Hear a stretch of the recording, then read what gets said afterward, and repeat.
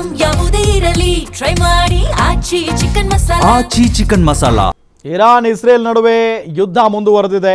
ಶಿವಮೊಗ್ಗದ ರಿಪ್ಪನ್ಪೇಟೆಯಲ್ಲಿ ಪೆಟ್ರೋಲ್ ಕೊರತೆ ವದಂತಿ ಹಬ್ಬಿಬಿಟ್ಟಿದೆ. ಒಮ್ಮೆಲೆ ಪೆಟ್ರೋಲ್ ಡೀಸೆಲ್ ಖರೀದಿಗೆ ಪಾಪ ಜನ ಮುಗಿಬಿದ್ದು ಬಿಟ್ಟಿದ್ದಾರೆ ನೋಡಿ. ಹಂಗಾಗಿನೇ ಸರ್ಕಾರ ಹೇಳ್ತಾ ಇರೋದು ಅಗತ್ಯಕ್ಕೆ ಬೇಕಾದಷ್ಟು ವ್ಯವಸ್ಥೆ ಇದೆ ನಮ್ಮ ಬಳಿ, ತೈಲ ಇದೆ, ಯಾಕೆ ಗಡಿಬಿಡಿ ಮಾಡ್ಕೊಳ್ಬೇಕು. ಸೊ ಈಗೇನಾಗುತ್ತೆ, ಜನ ಒಮ್ಮೆ ಮುಗಿಬಿದ್ದು ಬಿಟ್ಟರೆ ಎಲ್ಲ ಕಡೆ ಅದೇ ಸ್ಪ್ರೆಡ್ ಆಗೋದಕ್ಕೆ ಶುರುವಾಗುತ್ತೆ. ಒಂದು ವದಂತಿ ಹಬ್ಬಿಬಿಟ್ಟಿದೆ ಈಗ ಶಿವಮೊಗ್ಗದ ರಿಪ್ಪನ್ಪೇಟೆಯಲ್ಲಿ. ಒಮ್ಮೆಲೆ ಪೆಟ್ರೋಲ್ ಡೀಸೆಲ್ ಖರೀದಿಗೆ ಜನ ಮುಗಿಬಿದ್ದು ಬಿಟ್ಟಿದ್ದಾರೆ.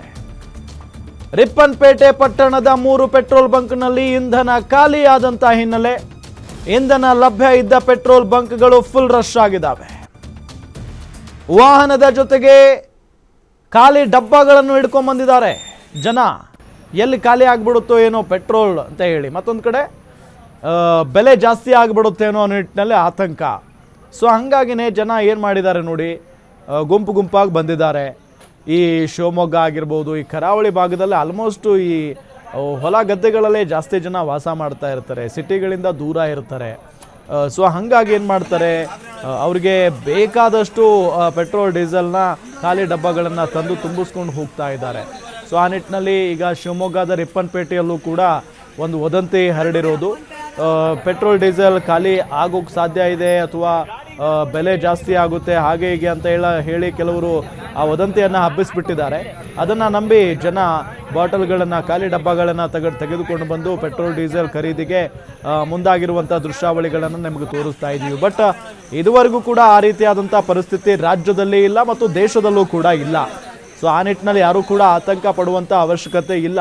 ನಿನ್ನೆ ಸ್ವಲ್ಪ ಈ ಪವರ್ ಪೆಟ್ರೋಲ್ನ ದರದಲ್ಲಿ 1-2 ರೂಪಾಯಿ ಜಾಸ್ತಿ ಆಗಿದೆ ಬಿಟ್ಟರೆ ನಾರ್ಮಲ್ ಪೆಟ್ರೋಲ್ ಡೀಸೆಲ್ ಎಲ್ಲವೂ ಕೂಡ ಯಥಾ ಪ್ರಕಾರವಾಗಿದೆ. ಬೆಲೆಯಲ್ಲಿ ಏನೂ ಏರಿಕೆ ಆಗಿಲ್ಲ.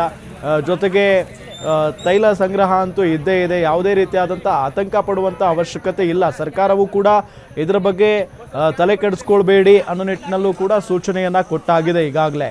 ಬಟ್ ಈ ರೀತಿಯಾಗಿ ಸುಳ್ಳು ಸುದ್ದಿ ವದಂತಿಗಳನ್ನು ಏನು ಹಬ್ಬಿಸ್ತಾರಲ್ಲ, ಸೊ ಅದನ್ನು ನಂಬಿ ಈ ರೀತಿಯಾಗಿ ಆಗ್ತಾ ಇದೆ ಕೆಲವು ಕಡೆ. ಡೀಟೇಲ್ಸ್ ಕೊಡ್ತಾರೆ ನಮ್ಮ ರಿಪೋರ್ಟರ್ ನವೀನ್ ಪುರದಾಳ್ ಸಂಪರ್ಕದಲ್ಲಿದ್ದಾರೆ. ನವೀನ್, ವದಂತಿ ಹಬ್ಬಿರುವಂತ ಹಿನ್ನೆಲೆ ಈ ರೀತಿಯಾಗಿ ಆಗ್ತಾ ಇದೆಯಾ ಅಂತ? ಹೌದು ರಾಮ್, ಮುಖ್ಯವಾಗಿ ಇರಾನ್ ಇಸ್ರೇಲ್ ಯುದ್ಧ ನಡುವೆ ಈಗಾಗಲೇ ನಿರಂತರವಾಗಿ ಮುಂದುವರಿತಾ ಇರುವಂತದ್ದು.